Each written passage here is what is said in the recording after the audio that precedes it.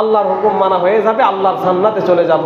আমরা আর কিছু করতে চাই না। সম্মানিত হাজিরিন, যদি এটাই হতো, নামাজ পড়া, রোজা করা, আর যদি হজ জাকাত এগুলাই করা দিয়ে যদি জান্নাত পাওয়া যেত, তাহলে আল্লাহর যে জমিন আছে, এই জমিনে আল্লাহর খেলাফত প্রাপ্ত মানুষগুলা আল্লাহ তাআলার প্রতিনিধি হয়ে যে আসছেন, এই প্রতিনিধিত্বের সমস্ত হক আদায় হয় না। কথা কোন ঠিক কিনা?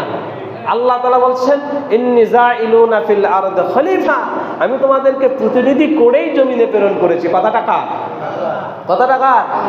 আল্লাহর প্রতিনিধি হয়ে জমিনে যখন আসবো, এই আল্লাহর প্রতিনিধি হয়ে আসার পরে আল্লাহর দেওয়া যে বিধান, আল্লাহর দেওয়া যে আইন, এই আইন বিধান নিজে মানে এই জমিনে এই আইন বিধান প্রতিষ্ঠিত করার যে ফিকির, এই ফিকির আদায় করলে প্রতিনিধিত্বের হক আদায় হবে। ঠিক কিনা কন?